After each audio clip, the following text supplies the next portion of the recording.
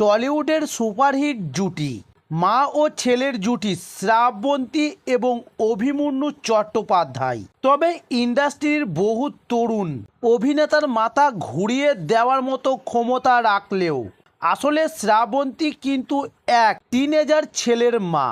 তবে যদিও তাকে দেখে সে কথা বোঝার সাধ্য কারও নেই, তবে নতুন প্রজন্মের অভিনেত্রীদের থেকে কোনো দিক দিয়ে কম গ্ল্যামার নন।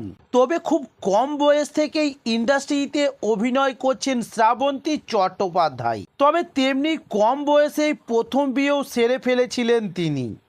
তার জীবনে আসে ছেলে অভিমন্যু। তবে এরপরও 3টে বিয়ে টেকেনি, কিন্তু মায়ের সঙ্গ ছাড়েননি ছেলে। সিঙ্গেল মাদার হয়েও অভিমন্যুকে বড় করেছেন শ্রাবন্তী। তবে ইন্ডাস্ট্রিতে শ্রাবন্তী শিশু শিল্পী হিসাবে অভিনয়ে পা রাখে। তবে এখন বর্তমানে ইন্ডাস্ট্রির প্রথম সারির নামী অভিনেত্রী শ্রাবন্তী। তবে এবার এক সাক্ষাৎকারে অভিনেত্রী জানিয়েছিলেন ছেলে ঝিনুককে এই নামেই ডাকেন তিনি। তার প্রতিটা পদক্ষেপে পাশে থাকেন, সমর্থন করেন। তবে নিজে কত কম বয়সে মা হয়েছেন সেটা ভেবেই এখন অবাক লাগে।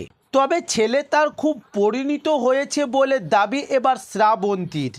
তবে এবার ছেলেও কি মায়ের কেরিয়ারেই আসবেন?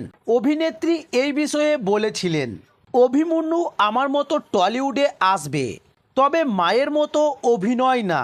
ঝিনুকের ইচ্ছা ক্যামেরার পিছনে কাজ করার, তাই কাজ শেখা শুরু করেছেন ঝিনুক। তবে এবার শ্রাবন্তীর মতে ঝিনুক এখন অনেকটাই ছোট, আগে পড়াশোনাটা শেষ করুক, তারপর টলিউডে আসবে ঝিনুক। তবে এর আগে অবশ্য পরিচালক শ্রীজাত বন্দ্যোপাধ্যায় মানব জমিন ছবির শুটিংয়ে প্রেমিকা দামিনী ঘোষকে নিয়ে এসেছিলেন অভিমন্যু এবং এসে পরিচালনার কাজ, ক্যামেরা, শট লক্ষ্য করেছিলেন সব কিছুই এক মনে। তবে ভবিষ্যতে পরিচালক হওয়ার জন্যই এই ছবি দিয়েই হাতে ঘড়ি হয়েছে অভিমন্যুর।